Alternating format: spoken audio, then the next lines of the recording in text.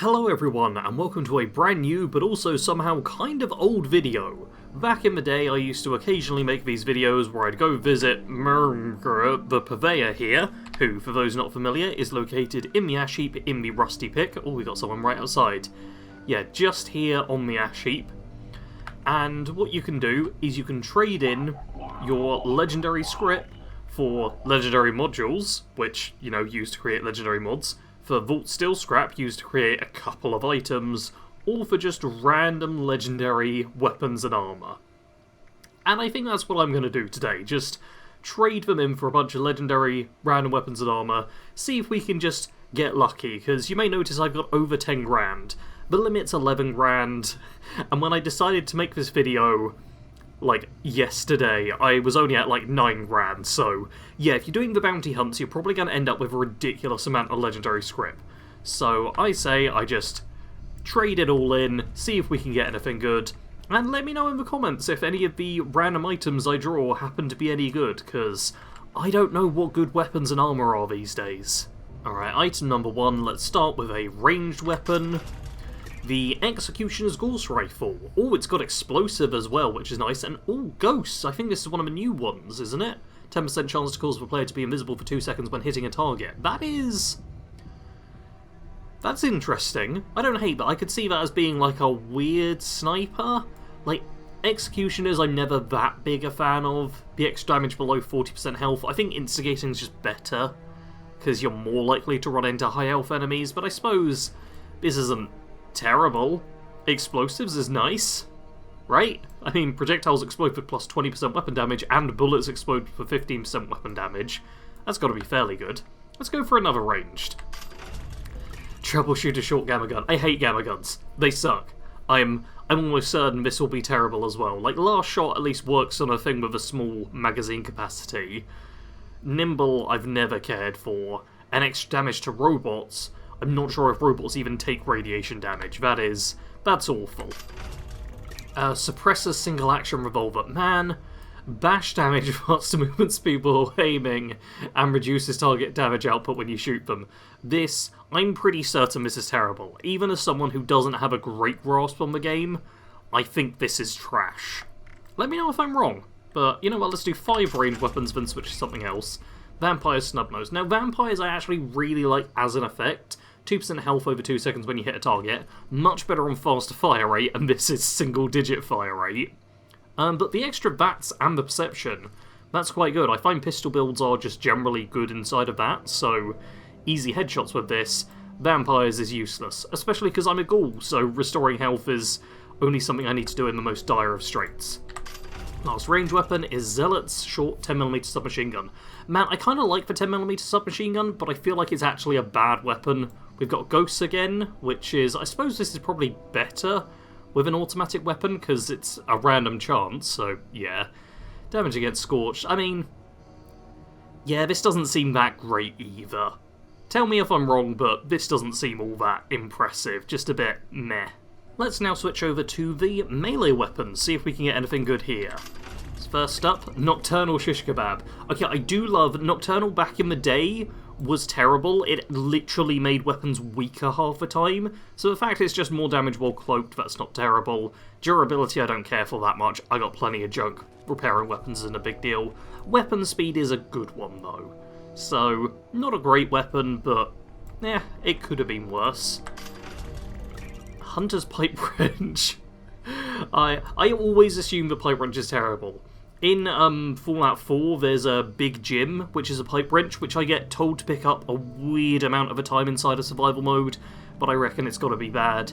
None of these are particularly interesting effects, so yeah, that ain't gonna be much good. A Juggernaut Sledgehammer. Okay. Juggernauts is something I'm really interested by, because its damage increases up to 100% as health increases. I'm only at 32%.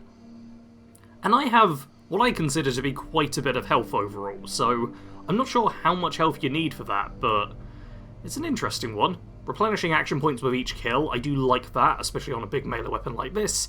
And that's crit charge, and I clearly need to cough. Can you tell that I'm ill? Yeah, if any of you were wondering why there's random edits in this video, it's because I'm coughing. I'm not feeling all that great. But hey-oh, another legendary weapon. Oh, and you can hear me being over-encumbered, Executioner's Super Sledge. I imagine the Super Sledge is always stronger than the Sledgehammer, so that's pretty good. Extra damage while target is below 40% health. I actually prefer Executioners on melee weapons than I do on ranged weapons, especially because resilience, like a mutation you can find on enemies where they have to be killed with a melee attack, so sometimes you want to soften them up with a ranged weapon and then switch to melee. Extra crit damage is nice. Blocking, I never get on with blocking. I can't do it in a multiplayer game like this, just no way. And a Gulper Smacker with more damage against robots, for all those robot Gulpers we're dealing with. Actually, these effects aren't terrible. I can't imagine a Gulper Slapper's actually a good weapon, though. Or Smacker, sorry. It's just for Gulpers, right? It's the only time you'd actually use it. Does any of you out there use a Gulper Smacker? Because I doubt it. Let's go for some power armor now. 5 pieces of power armor. And Overeaters, this is a human mod only, which, yeah, currently disabled, just can't use it. So the damage reduction while not moving from Sentinels, I know that's actually a really, or used to be really popular in PvP. I don't know if anyone still does PvP in the game, it was never something I was a fan of, but yeah, that used to be popular. Honestly, that's kind of terrible for me. Yeah, I just don't think that's any good. The extra luck, not really, no. I don't use that inside of power armor if I can avoid it. Okay, this one is, Vanguards, which is good for me. Extra, Kado's online apparently, and he's buying all my stuff. Hi Kado.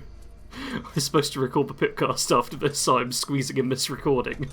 Oh no, he's buying everything. Everything, Kado. Is this what you do to get me to plug your channel? Kado has a channel. Go yeah. Anyway, Vanguard is something I do really like. You'll notice it's currently plus 35 out of the maximum of 35. And normally this is something I'd go for on armor, but these resistances seem really low for power armor. And I don't know what that is about. Maybe I'm still in Fallout 4 brain and I'm like, why isn't it in the hundreds? The Vanguards I do like. Poison chance on the Toxic, that's kinda nice. Especially because if I'm playing power armor, I'm typically going to be getting close to melee attackers. Cryo resistance, it's fine, I guess. I can't think of many enemies that attack with cryo. And, Nocturnal on the armor is extra perception and agility while cloaked. This would actually be really good for, like, my Brotherhood sniper style build. That could work. Fire resistance, and less damage taken while sprinting. I actually don't like that.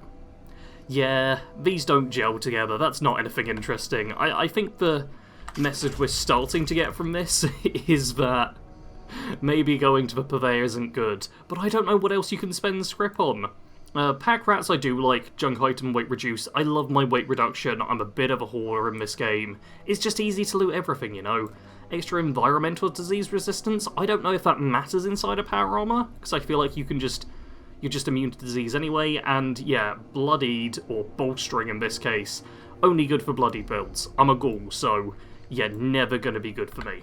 Okay, one more power armor piece, then I think I'll go back to ranged, and a bolstering again. The electrified's kind of nice, basically like a budget. Tesla coils. Extra perception, yeah, but just not very interesting, you know. Though this time we are seeing big damage resistance numbers, so that's nice.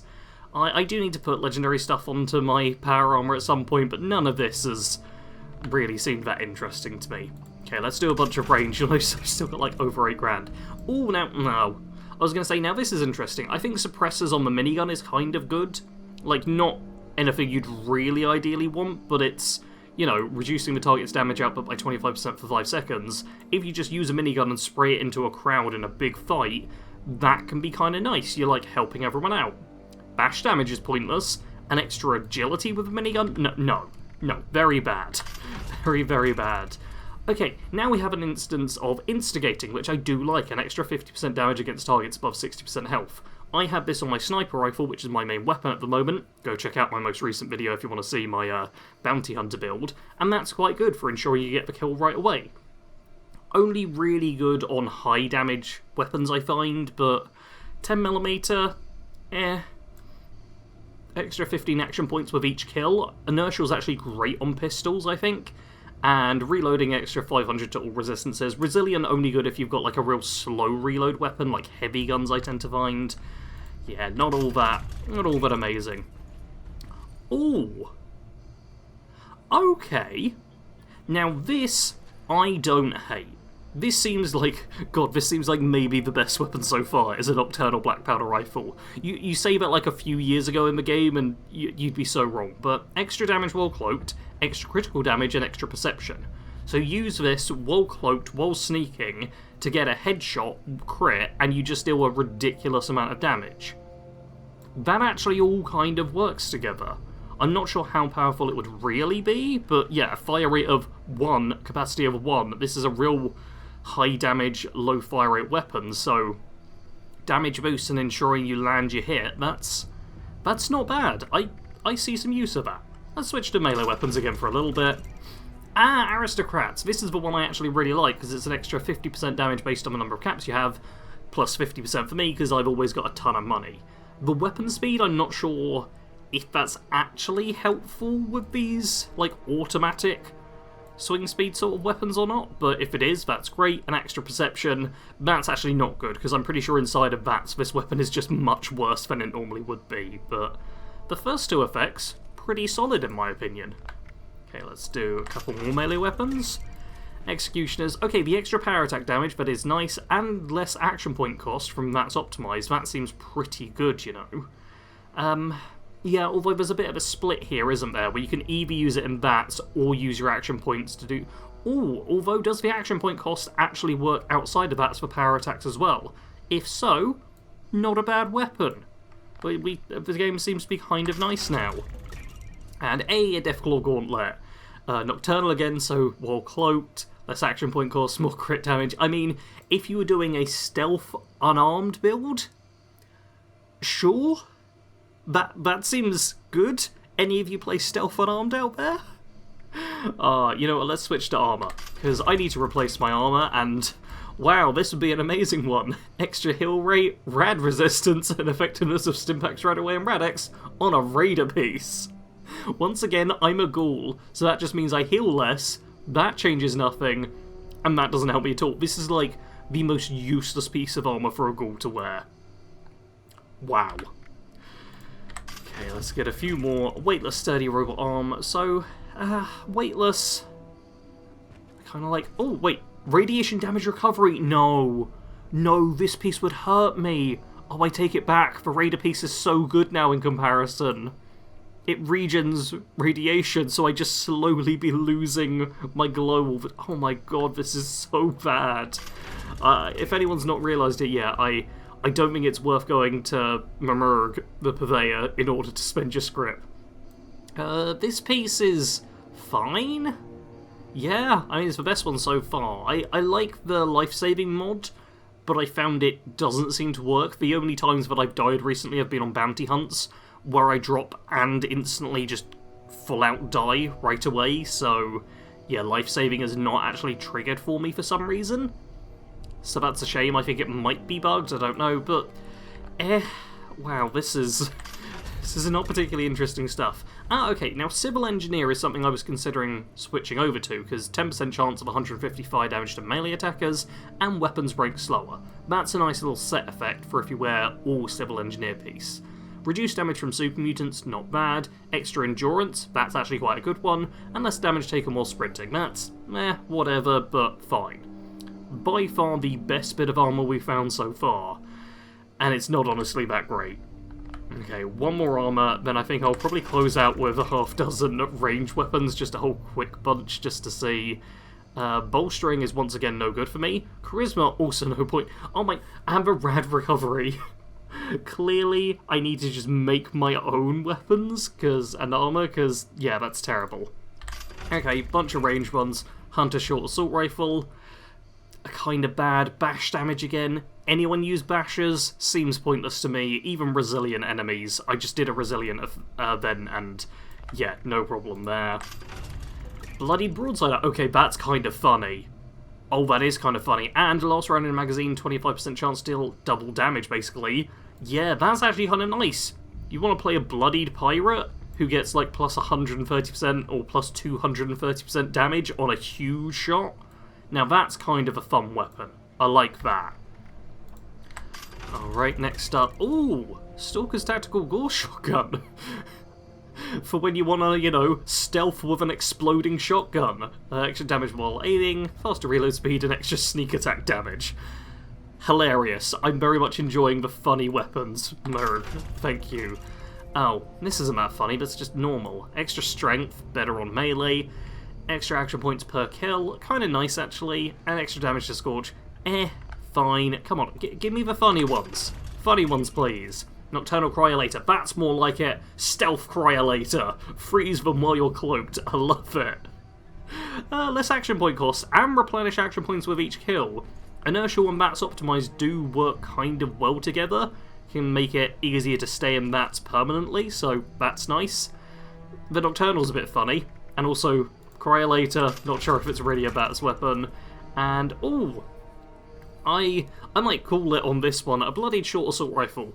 Back in the day, this would have been a really good drop. Extra damage while low on health, obviously nothing for me because I'm a ghoul, but bloodied builds love this. Extra action points with each kill, not bad, and reduced action point cost. Yeah, if you're a Mats Commando bloodied build, I could see this being a really good weapon. I know everyone hates this assault rifle design, and I'm torn on it. I think it's quite cool looking inside of a suit of power armor, but yeah, it's just really kind of big and dumb looking at times. Doesn't work on a normal person too much. But, I don't know, this might be one of the better weapons we've seen so far. But oh, there's a headhunt going on. Unfortunately, I have a whole bunch of weapons and are now ridiculously over-encumbered. So I can't actually go and do that headhunt. But yeah, it's headhunts have been the way I've been, and bounty hunts, because I've got bounty hunts somewhere in here, have been the way that I've been getting quite so much legendary script, because even still now, I have, there we go, 7,000 out of 11,000. I've got so much script, and it tells you that, yeah, you can do it that way, and yeah, legendary items from the Purveyor. Is there use to attach legendary monster items? I mean, I don't have that much to attach. If anyone knows, like, better things to do with script, let me know. But I think I'll be calling the video there. This is just a fun little one. I do have older videos of these as well, so maybe check those out, but this was just a quick fun thing to get done. As always, thank you very much for watching. Sarge out.